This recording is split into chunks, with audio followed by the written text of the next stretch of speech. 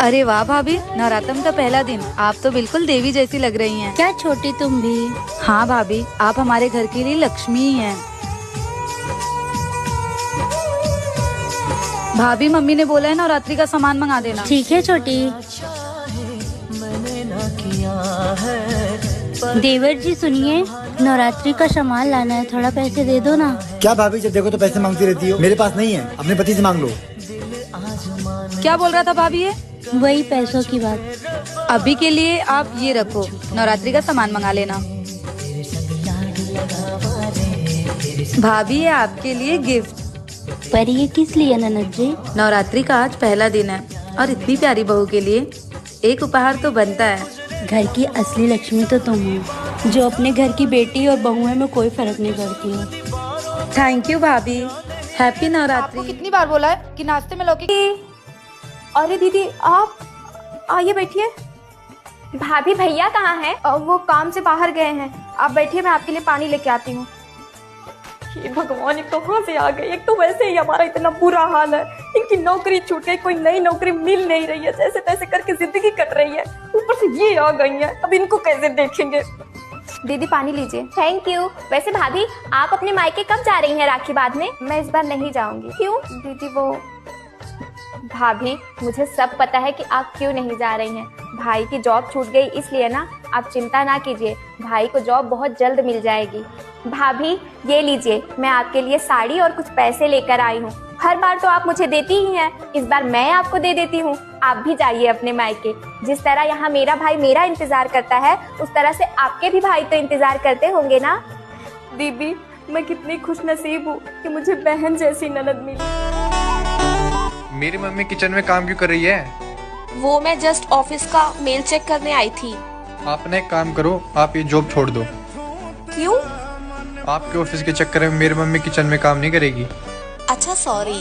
देखो, जब तक तुम इस घर में हो ना, मेरी माँ किचन में एक भी काम नहीं करेगी। मैं 2 मिनट के लिए रेस्ट भी नहीं ले सकती? नहीं कर सकती।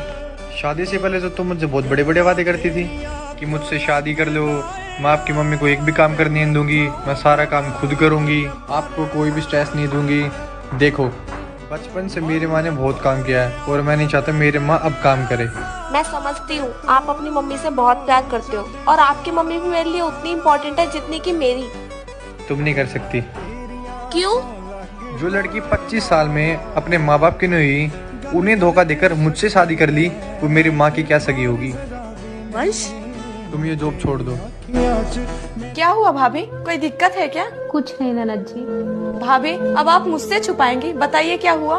ननद जी, मेरे पेट पे बहुत दर्द हो रहा है। मैंने बड़ी वाली ननद जी को बोला, वो मुझे मना कर दी, कह रही कि तुम नाटक कर रही हो। भाभी, मैं क्या कह रही हूँ, आप कुछ दिनों के लिए अपने मायके चले जाइए। ननद जी, मैं मायके नहीं जा सकती हूँ। आपको तो पता है कि मेरी मम्मी इस दुनिया में है नहीं, और बिना बुलाए मायके जाना भी नहीं चाहिए। अगर चली जाऊंगी तो भैया भाभी पे बोझ बन जाऊंगी, इसीलिए मैं नहीं जाना चाहती हूँ। भाभी, फिर मैं एक काम करती हूँ, भैया को कॉल करके बुला लेती हूँ। नहीं ननद जी, अगर बड़ी वाली ननद जी को पता चलेगा तो बहुत डांटेंगे आपको। भाभी, आप वो सब मुझ पे छोड़ दीजिए, मैं दीदी को संभाल लूंगी। भाभी, मैं आपके साथ हमेशा हूँ, आपको कुछ नहीं होगा। थैंक यू ननद जी, आपके जैसी ननद है ना, हर भाभी को मिले। भाभी, आप आराम करिए, तब तक मैं आपके लिए मेडिकल से दवा लेके आती हूँ। बहू, तेरी माँ का फोन आया था और वो कह रही थी कि मेरी बेटी का पहला बच्चा मायके में ही हो। तू है ना पैकिंग कर ले, मैं बेटे को कह के तुझे पहुँचवा देती हूँ। ठीक है माँ जी।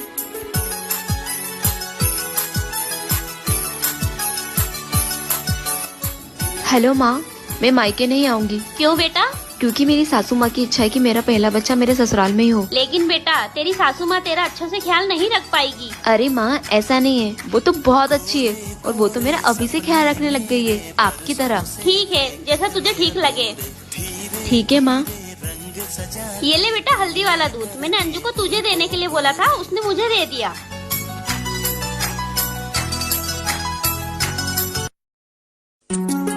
अकल बांटने लगे विधाता, लंबी लगी कतारी, सारे आदमी खड़े हुए थे, कहीं नहीं थी नारी। सभी नारियां कहाँ रह गई, ये था अचरज भारी। पता चला ब्यूटी पार्लर में पहुंच गई थी सारी। मेकअप की थी गहन प्रक्रिया एक एक पर भारी। कुछ बैठी थी इंतजार में कब आएगी बारी। उधर विधाता ने पुरुषों में अकल बांट दी सारी। पार्लर से फुर्सत पाकर जब पहुंची सारी नारी, बोर्ड लगा था स्टॉक खत्म है, अकल नहीं है बाकी। रोने लगी सभी महिलाएं, नींद खुली ब्रह्मा की। पूछा कैसा शोर हो रहा ब्रह्मलोक के द्वारे। पता चला स्टॉक अंकल का पुरुष ले गए सारे। ब्रह्मा जी ने कहा देवियों बहुत देर कर दी, जितनी भी थी अकल वो सब पुरुषों में भर दी। लगी चीखने महिलाएं, ये कैसा न्याय तुम्हारा। कुछ भी करो चाहिए हमें आधा भाग हमारा। पुरुषों में शारीरिक बल है, हम ठहरी अबलाएं। अकल हमारे लिए जरूरी, निज रक्षा कर पाए। बहुत सोच दाढ़ी सहलाकर तब बोले ब्रह्मा जी, एक वरदान तुम्हें देता हूँ अब हो जाओ राजी। थोड़ी सी भी हंसी तुम्हारी रहे पुरुष पर भारी। जितना भी वो अक्लमंद हो मत जाएगी मारी। एक बोली क्या नहीं जानते स्त्री कैसी होती है। हंसने से ज्यादा महिलाएं बिना बात के रोती है। तब बोले ब्रह्मा जी यही कार्य रोना भी कर देगा। औरत का रोना नर की बुद्धि को हर लेगा। कहे कभी सुनो बड़े ध्यान से सारी बात हमारी। बिना अक्ल के भी नारी होती है पुरुषों पर भारी। अरे बहू, तू यहाँ ऐसे क्यों बैठी है बेटा? जा जाकर तैयार हो जा, नीचे पानी पूरी का ठेला आया है, तू जा जाके खा ले। तुझे पानी पूरी बहुत पसंद है ना? लेकिन माँ जी, एक नई नवेली दुल्हन घर के नीचे जाकर पानी पूरी खाएगी तो यहाँ के लोग क्या कहेंगे? तू लोगों की चिंता मत कर, जिंदगी तेरी है, तू अपने हिसाब से खुलकर जी। लोगों के चक्कर में रहेगी ना तो वो लोग जीना तो छोड़, तुझे चैन से मरने भी नहीं देंगे। कोरे कोरे सपने मेरे बरसों। मम्मी जी आज खाने में क्या बनाऊं? भाभी आज छोले भटूरे बना दीजिए। छोले बनाने से पहले छोले को भिगोना पड़ता है, इतना भी नहीं पता है इस लड़की को। बहू कल कटहल आया हुआ था ना, तो तुम कटहल का 2 पियाजा बना दो। जी मम्मी जी। ये कटहल का 2 पियाजा कैसे बनता है? मुझको तो आता ही नहीं है। माँ से फोन लगा के पूछती हूँ। बेटा शायद मेरा फोन चार्ज हो गया होगा, जरा लेते आ। ठीक है। हेलो माँ, कटहल का 2 पियाजा कैसे बनता है? पहले कटहल को काट के उबाल ले। माँ भाभी को 2 पियाजा नहीं बनाने आता है, वो अपनी माँ से पूछ रही है। अच्छा बहू। जी मम्मी जी। किससे बात कर रही थी? हाँ बताओ बताओ, मैं झूठ बोल रही हूँ क्या? मम्मी जी वो मैं माँ से पूछ रही थी कि कटहल का 2 पियाजा कैसे बनाते हैं। बहू नहीं बनाने आता है तो मुझसे पूछ ली होती, अपनी माँ को क्यों परेशान की? मैं भी तो तुम्हारी माँ हूँ ना। चलो तुम दोनों रसोई में, आज तुम दोनों को 2 पियाजा बनाना सिखाती हूँ। पर माँ मैं क्यों? चुगली करने में तुम 1 नंबर हो, करके तुम भी मुझे फोन करके पूछना माँ मैं कैसे बनाऊँ। चलो रसोई में।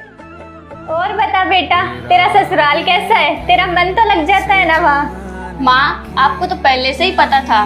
मतलब? आप ही तो बोलते थे कि ससुराल जाओगी तब पता चलेगा, हर जगह माँ नहीं होती। हेलो माँ, बहुत बहुत बधाई हो। मुझे आपको एक खुशखबरी देनी है। मैंने अपने सास ससुर को घर से बाहर निकाल दिया और वो दोनों वृद्धाश्रम चले गए। माँ भाई से बात कराओ, मैं उसको भी खुशखबरी दे दूं। बिटिया, मुझको तुम्हारे भैया भाभी ने घर से निकाल दिया। मैं वृद्धाश्रम में हूँ। जैसी करनी वैसी। मैं अपनी बेटी को बर्तन कपड़े देने की बजाय एक घर लेकर दूंगी, क्योंकि मैंने सुना है लड़कियों का कोई घर नहीं होता। खुद से भी ना कोई मेरा। हेलो भाई। क्या हुआ बहन, तू इतनी परेशान क्यों है? मेरी ना तेरे जीजू के साथ लड़ाई हो गई है, प्लीज तू जल्दी आ जा और मुझे यहाँ से ले जा। चल तू टेंशन मत ले, मैं अभी आता हूँ। नहीं रहना है मुझे तुम्हारे साथ, कर दिया मैंने अपने भाई को फोन, आता ही होगा मुझे लेने। हाँ कोई बात नहीं, डरता नहीं हूँ मैं तेरे भाई से।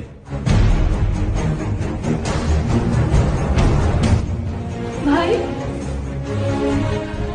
जीजू आप चलो मेरे साथ। अरे मैंने तो आपको पहले ही बोला था कि ये औरत आपको चैन से जीने नहीं देगी। आप चलो मेरे साथ जीजू, चलो।